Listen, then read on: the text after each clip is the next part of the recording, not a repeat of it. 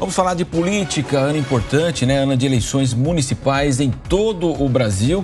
E aqui em São Paulo, integrantes do PSDB, eles vão se reuniram na sexta-feira. Tem também uma convenção que vai acontecer lá em fevereiro, no dia 25 agora. A Beatriz Manfredini, que acompanha tudo, está conosco mais uma vez das ruas de São Paulo. Beatriz, nós sabemos que Bruno Covas, né, foi reeleito, então a gestão de Ricardo Nunes, inclusive, né, o prefeito morreu, infelizmente, ele assumiu do MDB, mas então há uma história, né, João Dória, Bruno Covas, também o governo do estado de São Paulo. O PSDB fez a sua escolha de apoiar Simone Tebet, não tirou Dória da disputa e o partido acabou se esvaziando, implodindo. E agora o diretório municipal do PSDB discute a possibilidade da indicação de um candidato, a corrente que apoia Ricardo Nunes, mas de qualquer forma o PSDB, que liderou São Paulo por décadas aqui no governo do estado, agora busca a sua própria sobrevivência, Beatriz. Busca, Marcelo, é questão de sobrevivência mesmo, né? Como você comentou agora, já na eleição lá de 2022, o PSDB não soltou nenhum grande nome, né? Uma pessoa para aquela disputa à presidência na época, acabou optando por apoiar e ficar ali à sombra de Simone Tebet, acabou perdendo a eleição aqui no estado de São Paulo, que era o grande reduto dos tucanos. Então agora a busca por conseguir mais força, né? Por conseguir respirar, voltar à vida, não só no estado de São Paulo, mas em todo o país. E claro que São Paulo tem uma importância muito grande justamente porque era o local em que os tucanos mais tinham força em todo o país. Mas é interessante a gente comentar que essa busca, né, por esse último suspiro e por essa retomada da força é uma busca que está bastante complicada. Isso porque, principalmente aqui em São Paulo, ainda falando daqui, o PSDB está bastante rachado. São pelo menos 3 frentes neste momento dentro do partido aqui em São Paulo, pensando agora na eleição desse ano, né, de 2024. A gente tem uma ala do PSDB muito chamada ali por lideranças nacionais do partido, que querem lançar um candidato próprio ao pleito aqui de 2024 em São Paulo. Então querem um nome do PSDB mesmo, justamente nessa ideia de retomar força. A gente tem, por outro lado, essa ala, principalmente de vereadores, o pessoal mais ligado à gestão municipal, que acredita que eles precisam apoiar a reeleição de Ricardo Nunes, justamente porque Nunes, do MDB, foi quem assumiu quando Bruno Covas faleceu, lá em maio de 2021. Então, Nunes é visto como sucessor de Covas e muita gente no partido, principalmente vereadores, defende esse apoio a Ricardo Nunes. E ainda tem uma ala que defende o apoio à candidatura, pré-candidatura, né, de Tabata Amaral, do PSB. Então são 3 frentes diferentes e tá difícil a resolução. Eu conversei recentemente, inclusive, com Orlando Faria, que era até outro dia, até semana passada, o presidente do diretório municipal do PSDB aqui de São Paulo, e ele decidiu sair do cargo para apoiar a Tabata Amaral e me disse o seguinte, que ele não via resolução a curto prazo para o que ele chamou de confusão interna dentro do partido. Esse é o clima, então, do PSDB aqui em São Paulo. Apesar de toda essa divisão, ontem, sexta-feira, aconteceu uma reunião entre autoridades aqui de São Paulo, também com presença de autoridades nacionais, para discutir o que será feito na convenção que foi marcada para o dia 25 de fevereiro.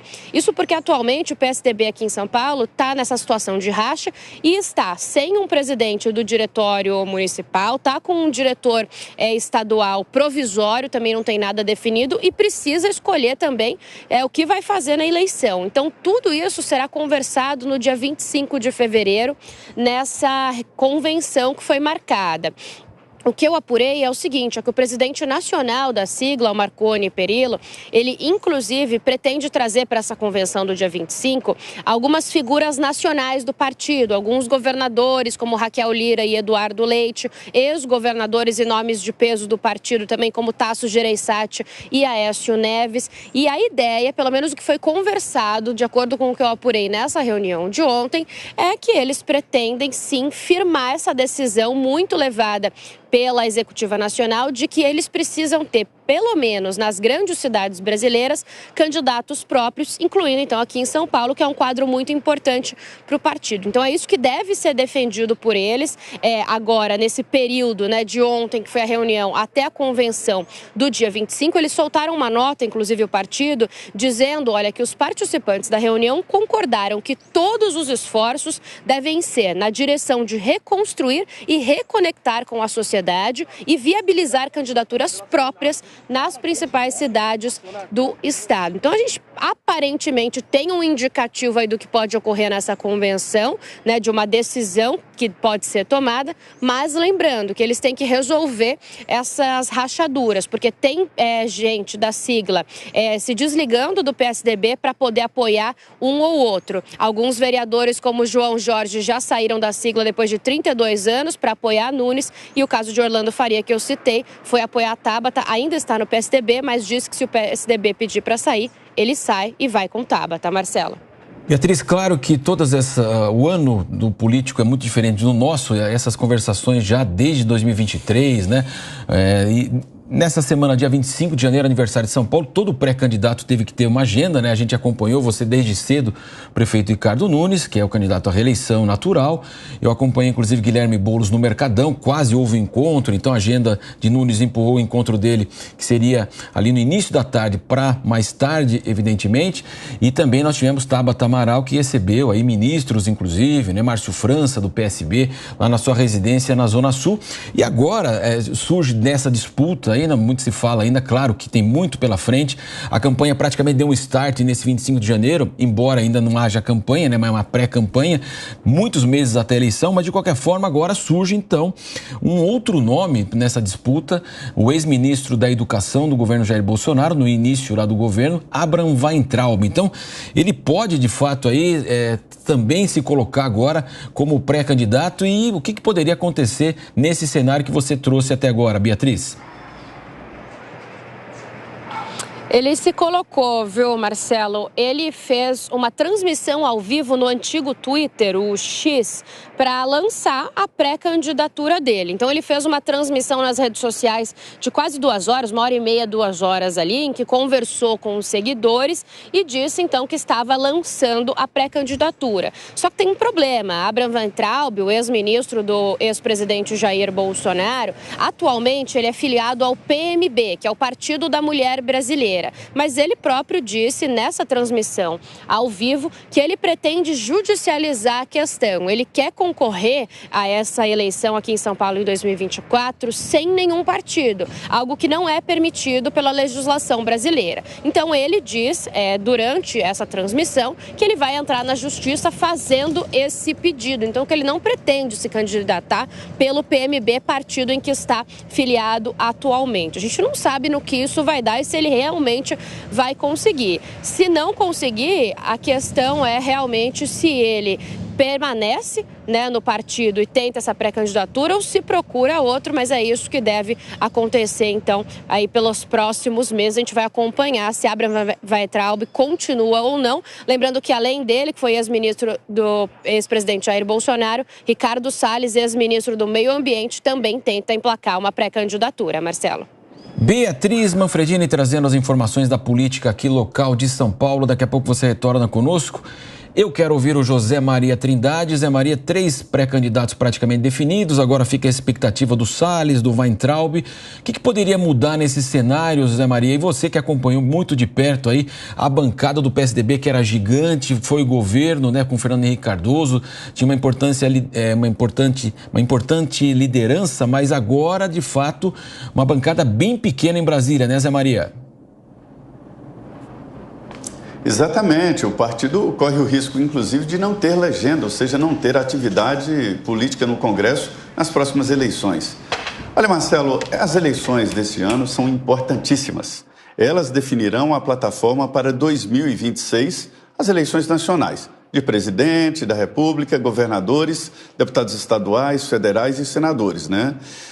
Com base exatamente no número de votos de cada partido político agora, é que as bases de participação no fundo partidário, no fundo eleitoral, que esse ano foi em 6 bilhões de reais, somando os dois, né? Tudo isso será definido para 2026. Daí a importância. Os partidos colocaram o país numa prancheta e escolheram ali os municípios que disputarão.